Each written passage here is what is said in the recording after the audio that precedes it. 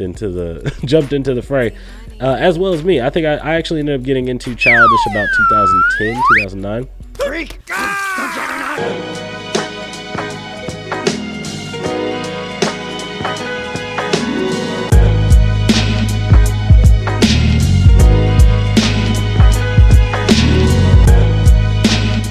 What it is? Whoa, what's up? What's happening, y'all? It's good to see you motherfuckers again. Welcome back to the Well Spoken Token YouTube page. You can check us out on Instagram. You can check us out on Facebook. Leave some comments in the comment section below. You know, help a brother out. Today on the show, though, we got something really important. First of all, let's reference the name. The Well Spoken Token comes from a Childish Gambino song called Backpack. It's one of my favorites. I thought the lyric, a Well Spoken Token that's not heard, the only white rapper that's allowed to say the N-word, I thought that shit was dope, and I was like, that make a great name for a podcast. If you guys don't know, I'm a Childish Gambino stan, Donald Glover stan. Lately, he's been wanting to go by Donald Glover, but the projects that he released in the past, a lot of them are under Childish Gambino, so we'll be doing some flip-flopping back and forth between the two. But for today, we're going to be doing a tier list of the Childish Gambino songs. As you guys can see, we have all the Childish Gambino albums down here. All of these have some kind of significance, near dearness to my soul. I really felt like Donald Glover was literally speaking to me back in the day, but I knew it wasn't just me, but like me and a giant group of individuals. He was saying some real shit that spoke to our hearts.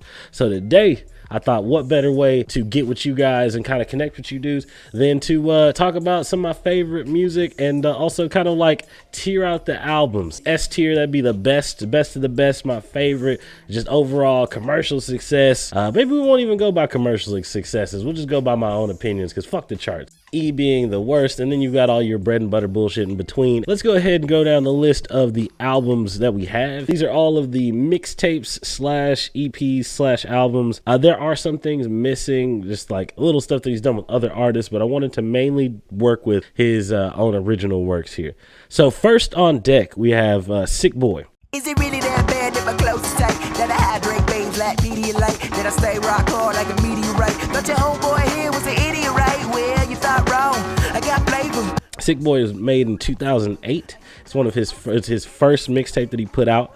And it was when he was still low on confidence, didn't really believe that he was going to be able to like be believably put out here as a rapper. So for Sick Boy, he leaned into a persona. He did a funny voice. Everything he was rapping about was nerd eclectic. He had a song out there called My Hoodie on Glow, which is the one like breakout track for me, like a Waldo line. I thought that was really cool. But in my opinion of the album, it is probably the weakest of the album. That he felt like he wasn't confident enough to like be himself on the tracks, but I still enjoyed it. So I'm gonna put it in the E. You notice that we don't have any Fs. So Sick Boy coming in at E. Next up, the very next album that he released is Poindexter. Girl, I messed up real bad. I'm looking back on If you guys have not heard Poindexter, it's an EP, and honestly, majorly slept on by Childish fans. It's got tracks with DC Pearson, his like best friend, well, not his best friend, but a good friend of his from like back in the day. He used to do comedy sketches with this guy. If you guys didn't check out Donald Glover way back in the day, you might not know. He used to have a comedy troupe that he had with a bunch of his friends called Derek Comedy. And it was Donald Glover, DC Pearson, Dan Ekman, and Dominic Dierkes. Mystery Team was their breakout film for Derek Comedy here. My name's Jason, the master of the sky. I'm Duncan, the boy genius. And I'm Charlie, the strongest kid in town. Ow! They kind of quit that. They went their separate ways, did their own things. But he actually features DC Pearson on this album, as well as MC Chris. This was a really interesting. He's starting to get more into his groove. He's starting to make music that's centered more towards like him, what he really wants to do. And I think he's more proud of this particular EP than he was of Sick Boy. You can kind of hear it. He's got breakout tracks on that thing like Sunshine, so good. That's my favorite track on the album. Oh, it's alright. Oh, it's okay. Let 'em all know that I got it this way, 'cause I miss you, girl. Fucking The Rocker. That's a great one. Fun little Lilo and Stitch bar in that bitch. But I'm gonna actually take Poindexter. I'm gonna put it in the B slot, B tier, and it could move up. It could move up as we go down this line. As I talk about more of these albums, I might just go through and rearrange them as they go. So the I'm Just a Rapper series. Stomping on these niggas like a whack-a-mole with no hands. Get girls on the floor like a slow jam. Fuck yeah, I'm feeling. These two right here. This is where Childish kind of breaks into a. This time he's all about his confidence. He's definitely talking that shit. He's officially done at this point. Kind of taking a lot of the BS. I'm Just a Rapper. He's like he had a. There was a slogan, like a catchphrase. It's like, I do not talk, I'm just a rapper. Even though he did a lot of like actual talking on the on these mixtapes, but I'm Just a Rapper and I'm Just a Rapper 2. These two projects featured a crap ton of indie beats. He went through, found indie songs that were either A, really popular, or just B, he really liked, and started rapping over them. And that shit was pretty fucking fire. Personally though, as whole albums, I'm not the biggest fan of them. There was some Crown on the Ground. Oh my gosh. I'm actually, for the sake of that, I'm gonna rank it in C. I'm actually gonna give I'm Just a Rapper and I'm Just a Rapper 2 in the C tier slot. Like, I put them above Sick Boy. It's way more confident. The bars are even better, and the fact that they're over indie songs like broadens the horizon for people to check it out. And so this is where I think a lot of the white kids really jumped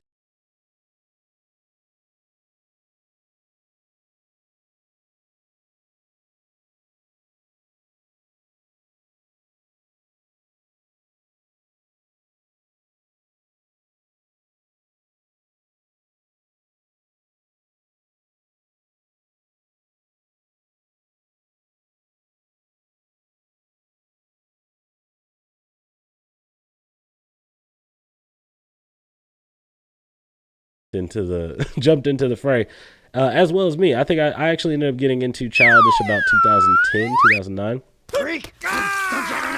Right as he was getting ready to put out Mystery Team, like the movie. Interesting story. He produced all the music for Mystery Team. He did the soundtrack for the movie itself. So if you guys haven't seen the movie, it's available on Hulu. It's a freaking busted gut, hilarious, not safe for work or for your children type movie, but it's fun. There's my favorite lines, like, the floor is wet, it smells like cold cuts.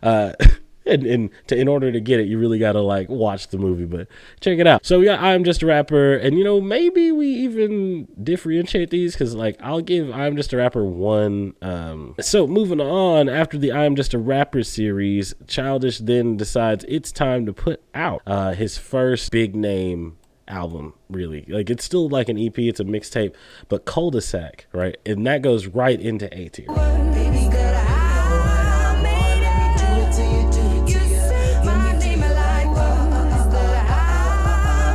That goes right in A tier. There are just the too many tracks. I'm Alright, Got This Money, I Beyond That, So Fly. Honestly, the weakest tracks right on this album. Ooh, damn. It's really difficult for me to say like what tracks are really weak. Fuck It All's good. I'm Alright is good. Let Me Dope You's good. So Fly, I Beyond That. Other shit. Let's say Difference. I liked Difference, but it was not up to par for me. It's still so good, man. Honestly, like, that's why it's A tier. I just don't really feel like there was any tracks that I didn't like.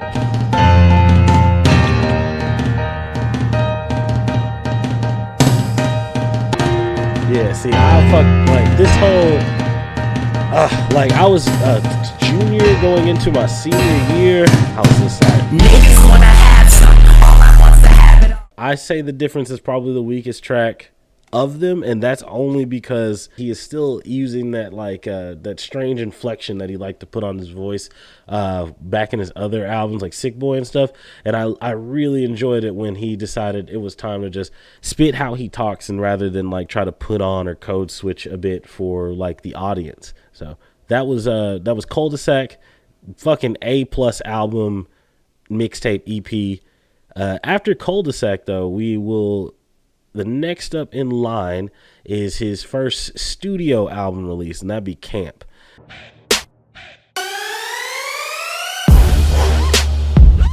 Camp, I will also snag right there in the A tier list. So Glassnote was the label, and then Universal also helped with distribution. And that was one of the biggest things for him, that we went from having all of these mixtapes that had been put out by himself with his own like crowdsourced shit. So when Camp came out, a lot of people were very excited. We had shit like Heartbeat on that album. We had shit like Backpackers, like I said, my favorite one, LES. But honestly, if I had to look at the track list, I was like, So if you're looking at Cul-de-sac versus Camp, right? I'd have to say that I'm actually a bigger fan of Cul-de-sac than Camp. And that was just because like there were more tracks I just did not feel as much like resonance with that. Like Letter Home, I thought was kind of weak. I thought that LES, even though it was fun, was weaker than the rest.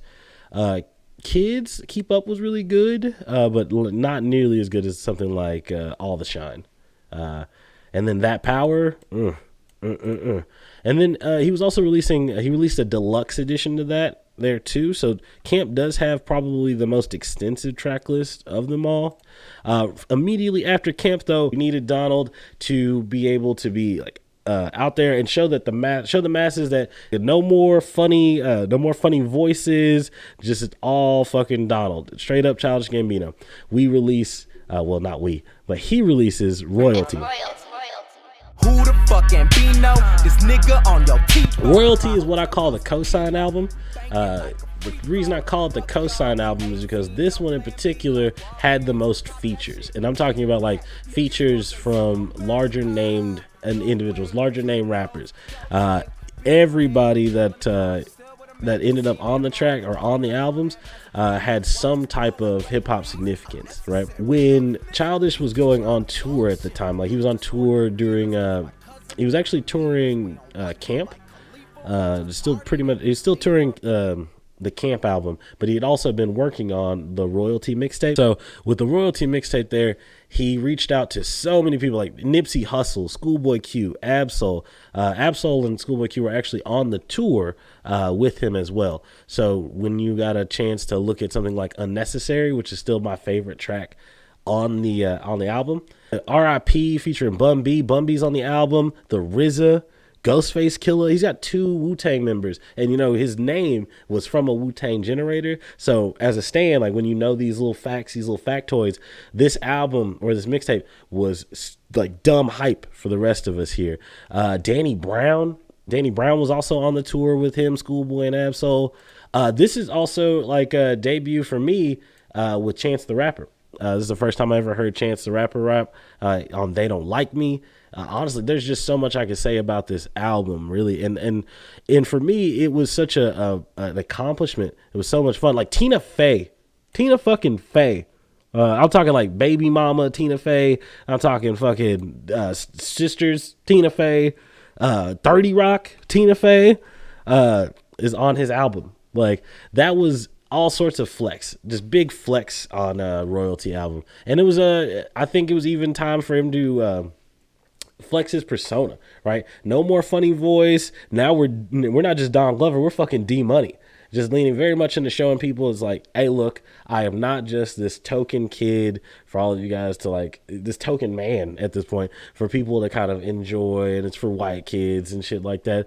It's that there were real rappers, real artists that people respect, especially in comparison to Childish, that featured on this Royalty album. So as much as I probably, I'm really hard, it's really hard for me to decide between putting this in S tier or A tier, because of how impactful it was. Because if you look at this track list, this started Chance the Rapper got introduced to a good deal of Childish's fans through this album.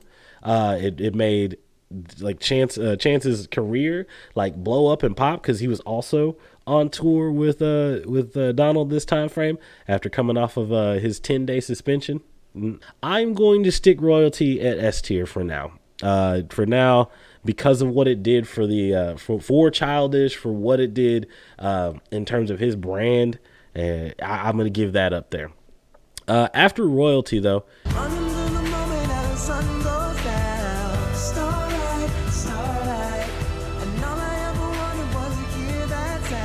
Sorry, I skipped over EP. So excuse me. Let me go ahead and go back in. There are 5 songs on this EP, and it was released in between Camp and Cul-de-sac to get people ready for the release of Camp. On the tracks there, Be Alone, My Shine, Lights Turned On. Like, I just can't say that there's a lot that went wrong with EP. It was just a little short. So we're actually going to put EP right there next to Poindexter. Both good albums, strong, but have their own shortcomings for different reasons. Poindexter because of the vocal inflection and lack of confidence, really. And then EP because of the shortness. But the tracks, they're all strong. Just I don't know if he could have continued to deliver, or if these are maybe just B-sides from the Camp era that just didn't make it to the album. After EP and after Camp Royalty, we start really flexing some more. After these transformative albums, like we go through Camp, we go through Royalty, where we like Camp gets you a chance to like be really introspective and like honest with our audience and shit. People are bonding with Childish here in Camp. EP was something that people were getting ready for. Royalty put Childish on the map as far as like, hey, look, I can get features. I rap with the best of them. I'm not afraid of these niggas, and these niggas like and co-sign me too. R.I.P. Nipsey Hussle too, by the way. Then we actually end up with the next studio album. This is Because the Internet.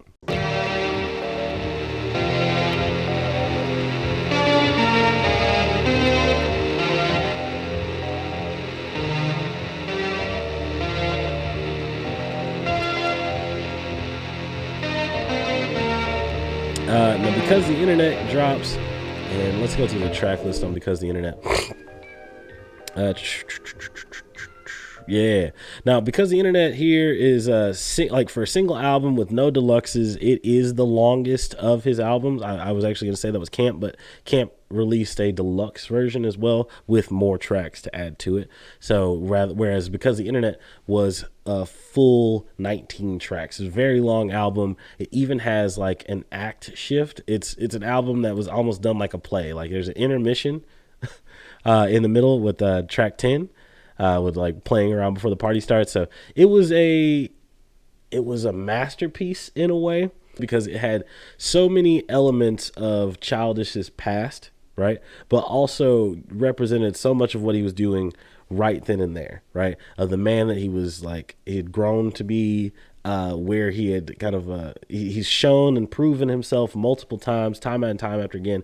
And for this second studio album, he went so hard. He had things like he brought Chance the Rapper back.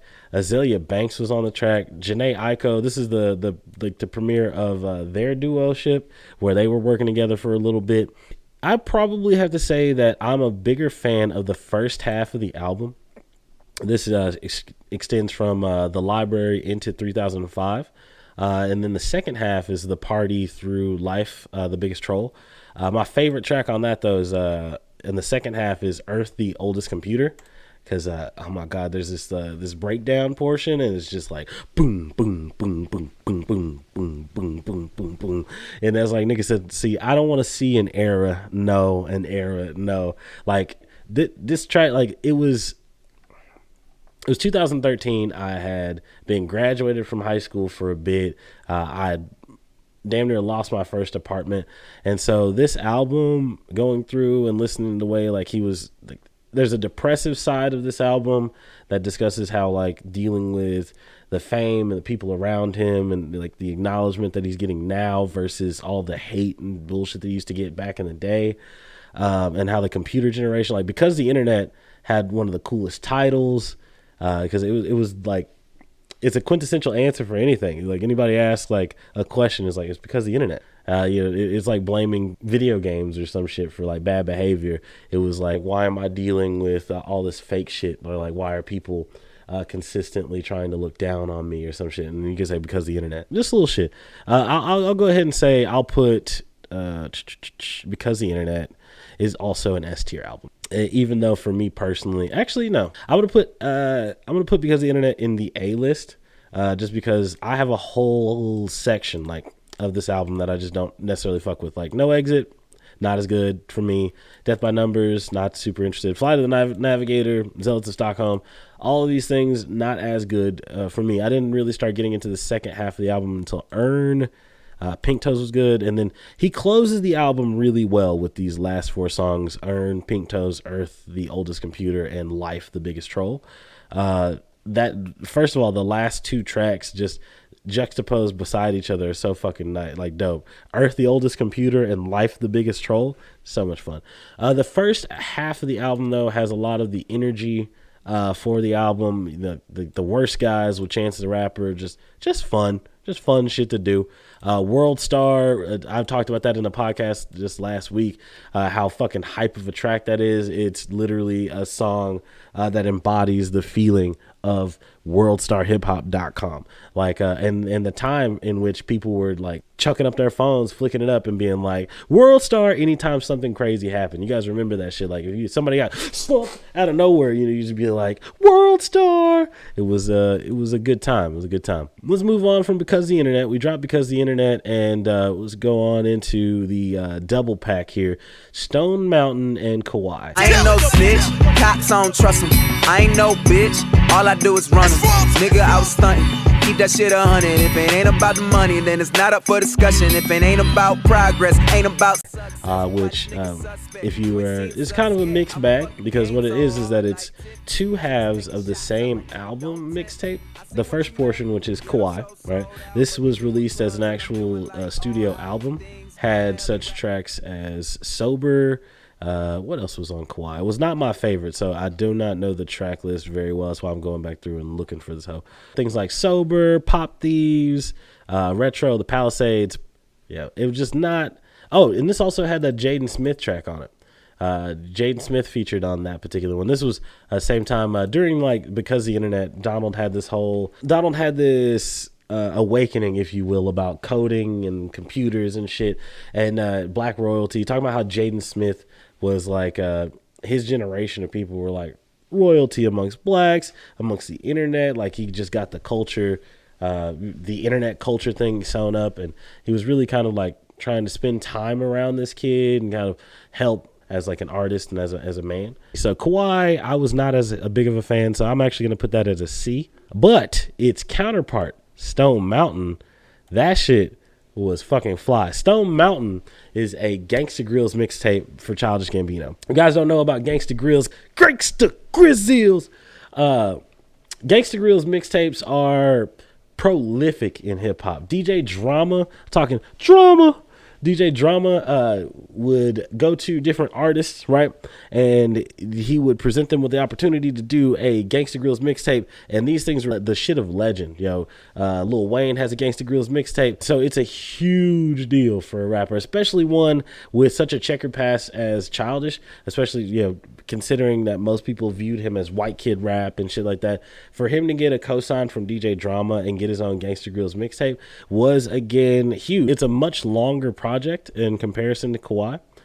Stone Mountain had some fucking fly ass tracks. The only ones that I was not super feeling, I was not into Ass Shots, the remix, because I didn't hear Ass Shots the original, so who knows what the original sounded like. There was a lot of skits on this one. We had appearances by, on the first track, appearances by Steve Smith from Family Guy. I'm not Family Guy, but American Dad. That was fucking great. Fucks Given. Oh my God. Nick Banga killed that shit. The production on this is incredible. And it's curated by Childish Gambino and DJ Drama. So how could you go wrong? Move That Dope. Oh my God. It's such a good mixtape. I could not leave it any lower than at least an A. And I'm almost tempted to put it in the S tier, but I'll put it in A.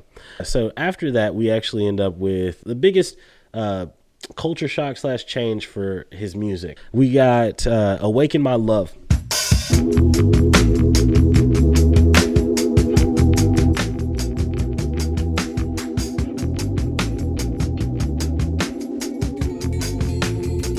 And Awaken My Love, the album, pretty much dedicated to his father, who passed not long ago, but not before this album came out. Rest in peace to Donald Glover Sr. Awaken My Love was an album that he dedicated to his dad and his dad's favorite style of music, or favorite type of music, which was like funk, R&B. That was the type of lean that his father had musically. So when dropping this album, he does not rap like once. I don't think there's a single like rap verse on Awaken My Love, but it is still an A tier album, really. Awaken My Love was all R&B, R&B funk stuff, tracks where there were like zombies. There's like moaning in the background. It's not like sexual moaning, but like zombie moaning. It's just like the song is carried by this constant cadence of yeah, still got my vocals. It's just it lives in you. It's ethereal. It's like everything on this album, all right, gives you this older school vibe. The standout track on that album, of course, is Redbone. That's the one that went out hit charts really hard. If you had to look at the track list, I'd say that Boogeyman, one of the weaker tracks. I thought California wasn't that good, and then it grew on me. I was like, damn. So honestly, I don't really have a lot of tracks that I don't like on this album, and he kind of did his damn thing by doing something completely different and still making it work. Telling people that he's not just a rapper, letting people know that he's not just a rapper, unlike what he said back in the day when he was saying I was just a rapper. This guy is a full-on musician, puts together an incredible band. His band has been with him for a long time. Ludwig plays the guitar, has produced and composed blockbuster films, and they did their damn thing on Awaken My Love. It honestly, if I go to one of my go-to albums for crying or just like feeling shit, Awaken My Love for sure. And then we've got this cool little buddy here, which is like kind of a summertime pack. What was this thing called? It was like 3 or 4 songs. There it is, the summer pack.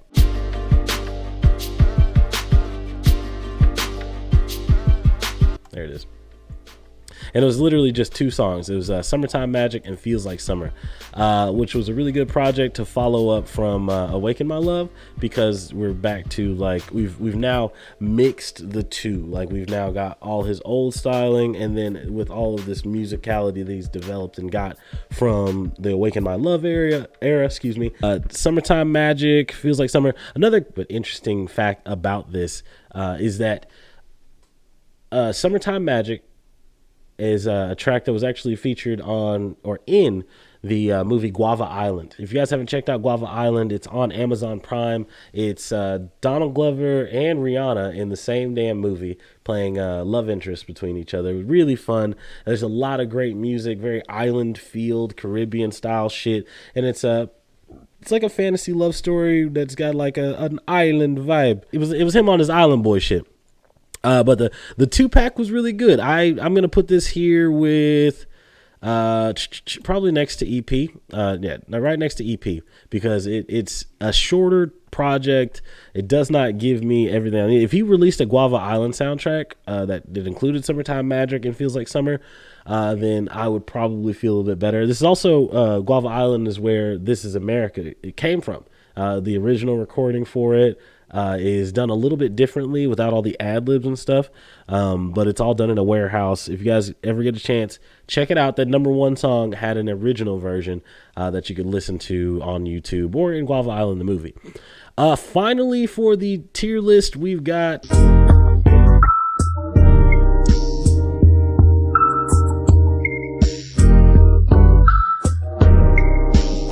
Yeah, 31520, which is an album that he released with a lot of different tracks that he had been kind of building and putting together while he was working on Lion King, and while he was kind of in between albums. There was a lot of really good guest stars in that, but I was not as like impressed. Algorithm, great song. What was the one with 21? 1238, 21 Savage. That track was good. 1910, decent. Littlefoot Bigfoot, which I think is 3531. All this particular album had like weird titles for the songs. Like they were not, some of them were dates, some of them were times. It was just like weird, but it was something that he put out. Some of it's for his family. This is Donald Glover, Family Man, right here. He's got his kids on it. This one though, I was not as big of a fan of, and I will actually put it in C tier, right next to Kawhi, because it was good, but it was not that good. So this is my tier list for Donald Glover. This is my tier list for Childish Gambino, whether or not you want to call him either one. Guys, let me know what you think in the comments below. If you think this is ridiculous, how dare you stick fucking Poindexter right next to the summer pack? That's ridiculous. Like, summer pack obviously goes below Poindexter. Or if you have feelings and you feel like Camp is the best album and it should deserve the S tier spot, well over Royalty or Awaken My Love, then hit me up. Tell me that you think I'm a dumbass and you don't like this shit. I hope you guys enjoyed this video. I'm pretty much here at the end. We're gonna feature some of the tracks, so if you guys decide that you like any of these, maybe we'll put together like a Childish Gambino playlist on Spotify and let you guys check that out. But until next time, this is the Well-Spoken Token, and I'm out. 2 grams, flip it and stack it to 2 grand. Get all this moolah. Agent Orange got me on Pluto. Give me a grill. Diamonds on all of my molars. Ballers, thermostat only getting colder. So bringing in the heat, I guess I'm bipolar. Got the power like solar. I'm a cigarette floor. Floor in the paint like core. Don't talk the talk cause I'm southern. Playing the right cards. Some is gold I summon. All my profit McDoublin. No fake shit. McLovin, no bluffing. You yellow bellies taught me tucking. Hey, we associate with different souls, cause I'm counting Benjis and my functions. Hey, raggedy, stacking and packing and flipping and smoking up all of this cannabis. Say, raggedy, stacking and packing and flipping and smoking up all of this cannabis. Say, roll me some doty, balling off the court. Got your wife calling me, plain Jane Rowley. MJ got me rolling, got your girl acting up. Sorry, homie.